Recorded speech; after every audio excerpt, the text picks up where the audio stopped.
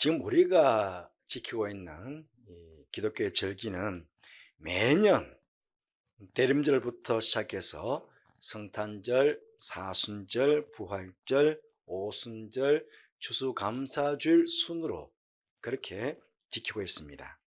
이것은 그냥 단순히 기념하는 절기가 아니라 이 절기를 통해서 우리는 매년 절기의 의미에 맞게 현재적으로 주님을 만나게 되고 그 절기의 사건들을 만나게 되고 또 그 절기를 통해 주시는 하나님의 은혜를 누리게 됩니다. 지금 우리는 대림절의 절기를 지키고 있습니다.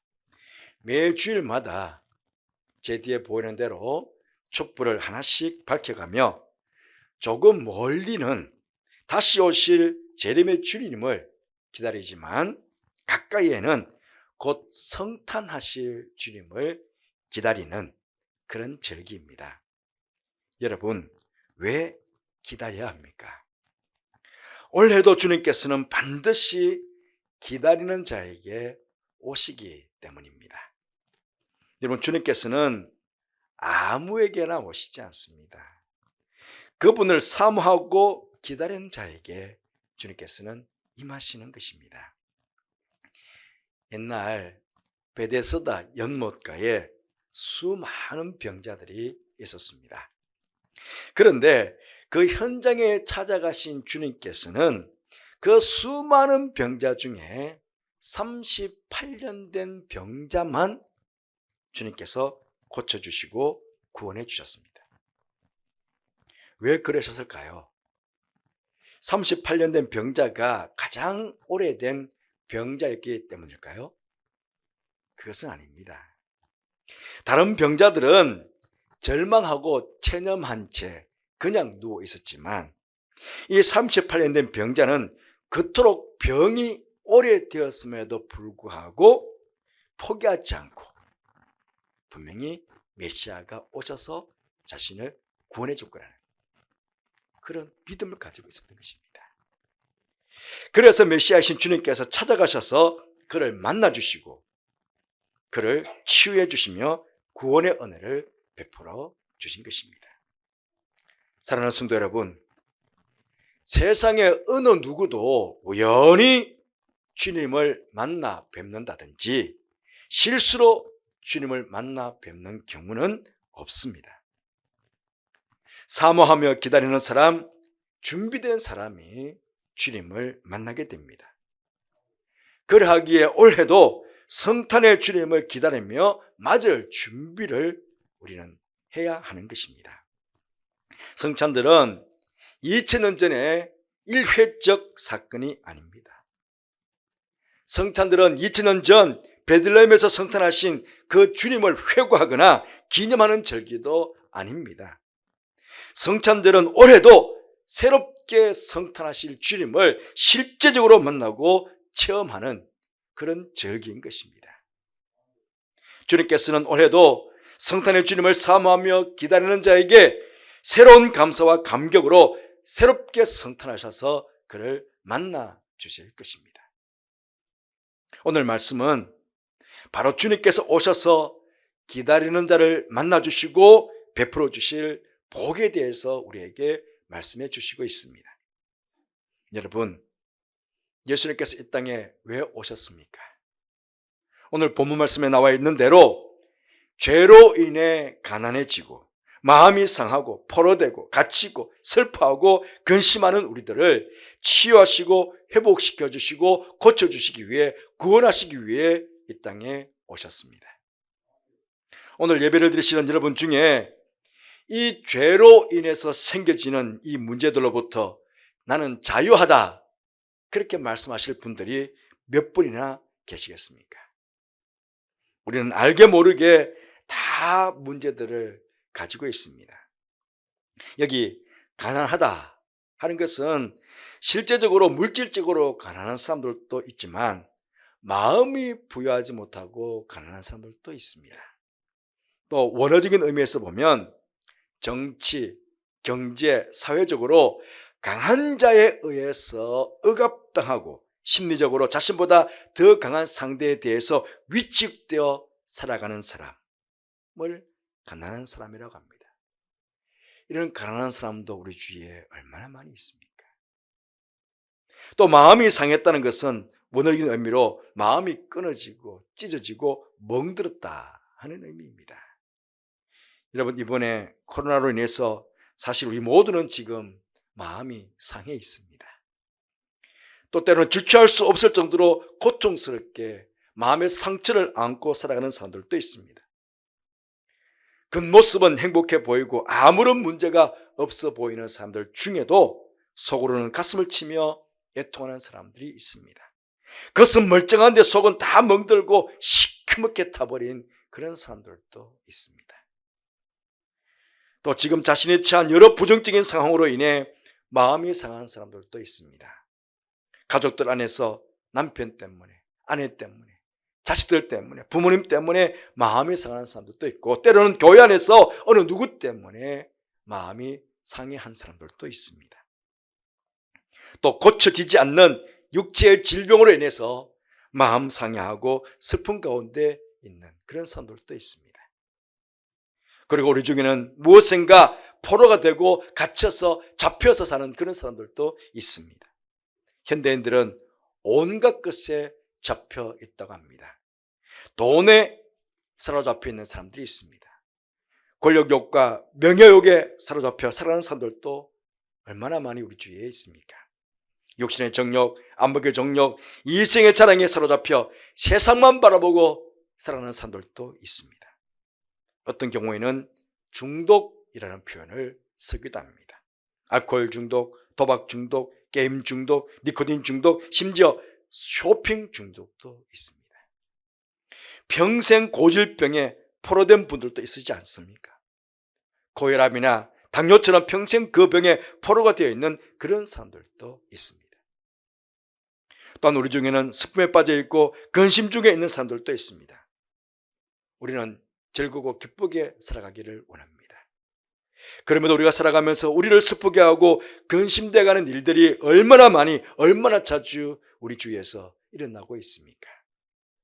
사랑했던 가족과 사별의 슬픔을 겪기도 하고, 잘 달리던 직장에서 해고당하기도 하고, 잘 되던 일이나 사업에 어려움이 닥치기도 하고, 이런저런 불미스러운 일들과 사건 사고가 끊임없이 일어남으로 인해 언제나 슬픔과 근심 속에 살아가고 있는 사람들도 있습니다. 여러분, 이런 여러 가지 우리 형편들을 너무나 잘 아시는 우리 주님께서는 이 모든 문제를 해결해 주시기 위해서 인간의 몸을 입고 이 땅에 아기 예수님으로 탄생하신 것입니다. 예수님께서도 당신 스스로가 이 땅에 계셨을 때 오신 이유를 오늘 본문을 인용하셔서 말씀하신 적이 있습니다. 누가복음 4장 18절 19절 말씀입니다. 주의 성령이 내게 임하셨으니 이는 가난한 자에게 복음을 전하게 하시려고 내게 기름을 부으시고 나를 보내사 포로된 자에게 자유를, 눈먼 자에게 다시 보게 함을 전파하며 눌린 자에게 자유롭게 하고 주의 은혜의 해를 전파하게 하려 하심이라. 그렇게 당신께서 왜 이 땅에 오셨는지를 말씀해 주신 내용입니다. 성도 여러분, 오늘 예수님께서 말씀하지 않습니까? 나는 가난한 자에게 아름다운 소식을 전하며 마음이 상한 자를 고치며 포로된 자에게 자유를 선포하며 슬픈 자를 위로하며 슬픔 대신에 기쁨을 줄 것이라고 그렇게 말씀하고 계십니다. 주님께서는 이 일을 위해서 이 땅에 오셨다는 것입니다. 그러하기에 이런 주님을 알고 믿고 기다리는 사람에게 주님의 치유와 회복의 역사는 강력하게 일어나게 되는 것입니다. 무엇보다 주님께서는 성령을 통해서 우리를 치유하시고 회복시켜 주십니다. 오늘 1절 말씀 보시면 본문 1절 말씀에 주의 영이 내게 내리셨으니 이는 여호와께서 내게 기름을 부어사 그렇게 말씀하고 있습니다.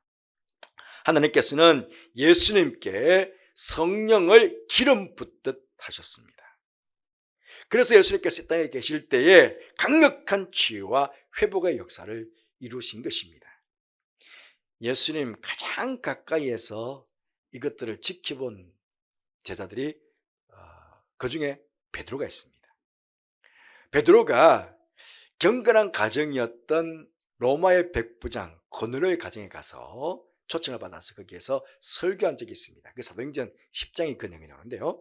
10장 38절 말씀 보시면 하나님이 나사렛 예수에게 성령과 능력을 기름 붓듯 하셨음에 그가 두루 다니시며 선한 일을 행하시고 마귀에게 눌린 모든 사람을 고치셨으니 이는 하나님이 함께 하셨습니다. 그렇게 예수님을 소개해 주었습니다.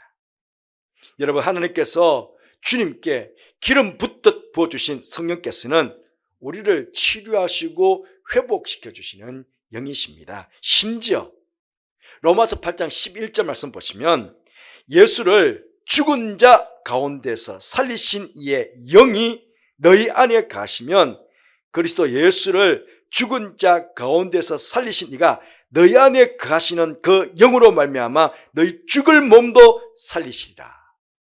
그렇게 말씀하셨습니다. 우리 안에 계시는 성령께서 우리 죽을 몸도 살리신대요. 성령은 부활의 영이시고 죽을 몸도 살릴 수 있는 영이십니다. 그러니 무엇을 못하시겠습니까? 우리 안에 있는 어떤 질병도 어떤 문제도 다 치유하시고 회복시킬 수 있으십니다. 오늘도 주님께서는 바로 그 보혜사 성령으로 우리 가운데 임하실 것입니다. 그래서 우리의 가난한 마음과 아픈 마음을 고치시고 병든 몸을 치유하시며 슬픈 마음을 위로하시고 근심된 마음에 기쁨을 주시기 위해 이곳에 임재하실 것이라는 것입니다. 오늘 우리가 준비하고 있는 성탄절에도 임재하실 것이라는 것입니다. 그러하기에 이 주님의 역사를 기대하며 기다리며 준비하며 우리 대림절과 성탄절의 절기를 보내야겠습니다.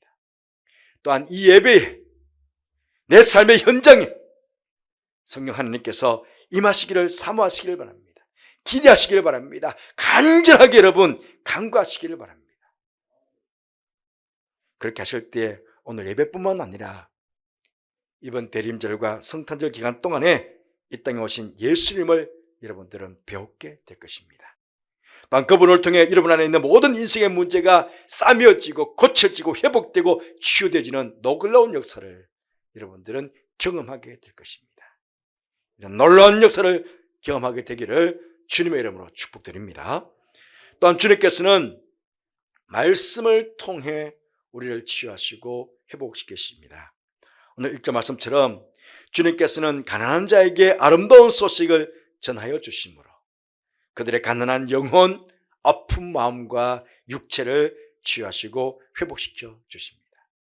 여러분, 이 아름다운 소식은 복음이요 하나님의 말씀입니다. 여러분도 잘 아시는 대로 하나님의 말씀은 치유와 회복의 능력이 있습니다. 하나님의 말씀은 마귀와 어둠의 영들을 물리치고 쫓아낼 수 있는 권세가 있으십니다. 말씀으로 천지를 창조하신 주님께서 이 땅에 계시는 동안에도 말씀으로 병든 자들과 연약한 자들을 고치시고 귀신들을 물리치셨습니다. 우리에게 주신 이 신구약 성경 말씀, 이 말씀은 우리를 치유하시고 회복시키시는 주님의 강력한 도구인 것입니다. 히브리서 4장 12절 말씀에 하나님의 말씀은 살아있고 활력이 있어 좌우의 날선 어떤 것보다 예리하여 혼과 영과 및 관절과 골수를 찔러 쪼개기까지 하며 또 마음의 생각과 뜻을 판단하나니 그렇게 말씀하셨습니다. 오늘 특별히 대림절 셋째 주일이면서 총회가 정한 성서주일이기도 합니다. 우리에게 주신 이 말씀을 사랑하시고 늘 사모하시기를 바랍니다. 이것은 기록된 하나님의 말씀입니다. 그리고 이 강단에서 선포되는 부족하지만 저를 통해서 선포되는 하나님의 말씀도 사랑하시고 사모하시기를 바랍니다.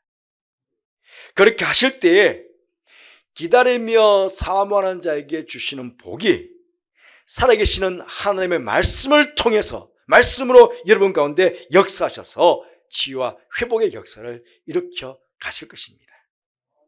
사랑하는 성도 여러분, 성탄의 주님은 이번 성탄절에도 믿고 기다리며 사모하는 성도들에게 임하실 것입니다. 그리고 그들과 함께 하셔서 성령의 역사로, 말씀의 역사로 만나주실 것이고, 우리 안에 있는 모든 문제를 고치시고 삼으시고 치유하시고 회복시켜 주실 것입니다. 이런 주님을, 이 성탄의 주님을 이번 대림절과 성탄절 기간에 꼭 만나 뵙게 되시기를 주님의 이름으로 축복합니다. 기도하겠습니다. 이 땅에 죄로 인해 고통하는 우리 인생의 문제를 해결하시기 위해서 아기 예수님 오신 주님, 그 주님을 기다리는 성탄절, 대림절을 저희들이 지켜주셔서 감사합니다. 이번 성탄절에도, 이번 대림절에도 성탄하신 주님을 꼭 만나 뵙기를 사모하며 기다리려 준비하는 저들 되게 해주시고, 그런 가운데 주님 만나 뵙는 역사를 우리 모두가 맛볼 수 있도록 그렇게 축복하여 주옵소서. 우리 인생의 모든 문제가 주님 만남으로 해결되지는 그 강력한 역사를 이번 대림과 성탄절 기간에 우리 모든 영체를 가족들이 경험할 수 있도록 그렇게 축복하여 주옵소서. 예수님 이름으로 기도드리옵나이다.